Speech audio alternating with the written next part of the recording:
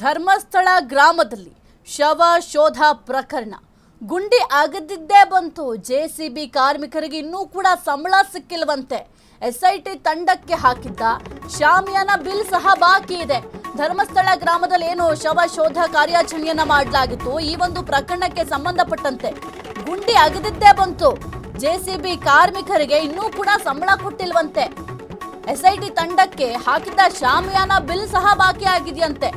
ಕಾರ್ಯಾಚರಣೆ ನಡೆದು 10 ತಿಂಗಳಾದ್ರೂ ಕೂಡ ಹಣ ಬಂದಿಲ್ಲ. ಹಾರೆ, ಪಿಕಾಸಿ, ನೀರಿನ ಬಾಟ್ಲಿ, ಕೂಲಿಗಳಿಗೂ ಸಿಗ್ತಾ ಇಲ್ಲ ಕೂಲಿ. ಮಳೆ ಬಿಸಿಲು ಲೆಕ್ಕಿಸದೆ ದುಡಿದಿದ್ದ ಕಾರ್ಮಿಕರು ಹಣಕ್ಕಾಗಿ ಪ್ರತಿನಿತ್ಯ ಕೂಲಿ ಕಾರ್ಮಿಕರು ಅಲೆದಾಟ ಮಾಡ್ತಾ ಇದ್ದಾರೆ, ಪರದಾಟವನ್ನ ನಡೆಸ್ತಾ ಇದ್ದಾರೆ.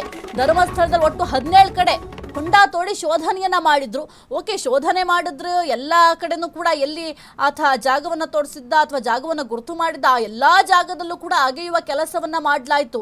Okay fine. ಆ ಒಂದು ಏನು ಪ್ರಕರಣಕ್ಕೆ ಸಂಬಂಧಪಟ್ಟಂತೆ ಯಾವ ರೀತಿಯಾಗಿ ತನಿಖೆ ಮಾಡಬೇಕು, ಯಾವ ರೀತಿ ಶೋಧ ಕಾರ್ಯ ಮಾಡಬೇಕು ಅದೆಲ್ಲವನ್ನು ಕೂಡ ಮಾಡಿದ್ರು. ಆದರೆ ಆ ಒಂದು ಅಗೆಯುವಂತಹ ಕಾರ್ಯಕ್ಕೆ ಬಳಸ್ಕೊಂಡ ಕಾರ್ಮಿಕರ ಗತಿ ಏನಾಗಬೇಕು? ಇನ್ನೂ ಕೂಡ ಕಾರ್ಮಿಕರಿಗೆ ಸಂಬಳ ಕೊಟ್ಟಿಲ್ವಂತೆ. ಜೆಸಿಬಿ ಕಾರ್ಮಿಕರಿಗೂ ಕೂಡ ಸಂಬಳ ಕೊಟ್ಟಿಲ್ಲ. ಜೊತೆಗೆ ಅಲ್ಲಿ ಅಗದ್ರಲ್ಲ ಅವ್ರಿಗೂ ಕೂಡ ಸಂಬಳ ಕೊಟ್ಟಿಲ್ವಂತೆ. 10 ತಿಂಗಳಾಯ್ತು. ಯಾಕೆ ಇಷ್ಟೊಂದು ನೆಗ್ಲೆಕ್ಟ್ ಮಾಡ್ತಾ ಇದ್ದೀರಾ? ಕಾರ್ಮಿಕರು ಅದು ಒಂದು ದಿನ ದುಡ್ದಿದ್ದ ದುಡ್ಡಲ್ಲೇ ಜೀವನ ನಡೆಸ್ತಾರೆ. ಇವತ್ತಿನ ಜೀವನ ನಡಿಬೇಕು ಅಂತಂದ್ರೆ ಇವತ್ತು ಏನು ದುಡ್ಕೊಂಡು ಬಂದಿರ್ತಾರೆ ಆ ಒಂದು ದುಡ್ಡು ಬಹಳ ಮುಖ್ಯ ಆಗತ್ತೆ. 10 ತಿಂಗಳಿನಿಂದ ದುಡ್ಡು ಕೊಟ್ಟಿಲ್ಲ ಅಂತಂದ್ರೆ ಏನು ಹೇಳಬೇಕು ಇವ್ರಿಗೆಲ್ಲ? ಎಸ್ಐಟಿ ತಂಡಕ್ಕೆ ಶಾಮಿಯಾನ ಕೂಡ ಹಾಕಿದ್ರು. ಆ ಒಂದು ಶಾಮಿಯಾನ ಬಿಲ್ ಕೂಡ ಬಾಕಿ ಉಳಿಸ್ಕೊಂಡಿದ್ದಾರಂತೆ.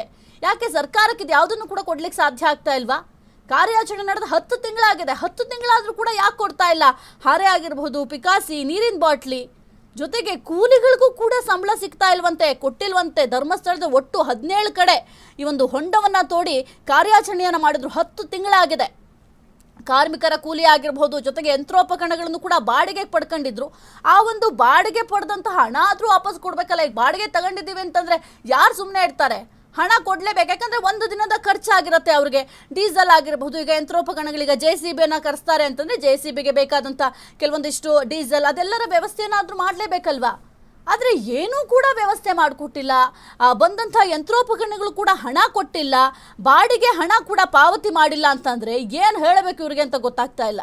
ಸುಮಾರು 2 ಲಕ್ಷ ರೂಪಾಯಿಗೂ ಹೆಚ್ಚು ಹಣ ಬಾಕಿ ಉಳಿಸ್ಕೊಂಡಿದ್ದಾರಂತೆ. 10 ತಿಂಗಳು ಬೇಕಾ ನಿಮ್ಗೆ 2 ಲಕ್ಷ ರೂಪಾಯಿ ಹಣ ಕೊಡಲಿಕ್ಕೆ? ಬೇರೆದಕ್ಕೆಲ್ಲ ಖರ್ಚು ಮಾಡ್ತೀರಾ? ಕೂಲಿ ಕಾರ್ಮಿಕರಿಗೆ ಕೊಡಬೇಕಾದ ಹಣ ಕೊಡ್ಲಿಕ್ಕೆ ನಿಮ್ಗೆ ಸಾಧ್ಯ ಆಗ್ತಾ ಇಲ್ವಾ? ಏನಾದರೂ ಹೊಂಡ ತೋಡಬೇಕಾದ್ರೆ, ಆ ಗುಂಡಿಯನ್ನು ಅಗಿಬೇಕಾದ್ರೆ ನಿಮಗೆ ಕಾರ್ಮಿಕರು ಬೇಕಾಯಿತು, ಕೂಲಿ ಕೆಲಸದವ್ರು ಬೇಕಾಯಿತು, ಜೆಸಿಬಿ ಬೇಕಾಯಿತು. ಮಳೆ ಬಿಸಿಲು ಯಾವುದನ್ನು ಕೂಡ ಲೆಕ್ಕಕ್ಕೆ ಪರಿಗಣಿಸದೆ ದುಡ್ದಿದ್ದಾರೆ ನಿಮ್ಮ ಜೊತೆ ನಿಂತ್ಕೊಂಡು. ಅಂಥದ್ರಲ್ಲಿ ಅವ್ರನ್ನ ಯಾಕೆ ಇಷ್ಟು ಕಡೆಗಣನೆ ಮಾಡ್ತಾ ಇದ್ದೀರಾ? 2 ಲಕ್ಷ ದುಡ್ಡು ಕೊಡ್ಲಿಕ್ಕೆ ನಿಮಗೆ 10 ತಿಂಗಳು ಬೇಕು ಅಂತಂದ್ರೆ ಅವ್ರ ಜೀವನ ನಡೆಸೋದು ಹೆಂಗೆ? ನಿಮ್ಮ ಕೈಲೇ 2 ಲಕ್ಷ ದುಡ್ಡು ಕೊಡೋಕ್ಕಾಗ್ತಾ ಇಲ್ಲ. ಅಂಥದ್ರಲ್ಲಿ ಅವರು ದಿನನಿತ್ಯ ದುಡಿಯೋ ದುಡ್ಡಲ್ಲೇ ಜೀವನ ನಡೆಸೋದು. ಅವ್ರ ಪರಿಸ್ಥಿತಿ ಏನಾಗಬೇಕು ನೋಡಿ, ಎಷ್ಟು ಕೇರ್ಲೆಸ್ ಮಾಡ್ತಾರೆ ಅಂತ. ಈಗ ಅವ್ರು ದುಡ್ದಂತಹ ದುಡ್ಡಿಗೆ ಅವ್ರ ದುಡ್ಡನ್ನು ಪಡ್ಕೊಳ್ಳಿಕ್ಕೆ ಅಲಿತಾ ಇದ್ದಾರೆ.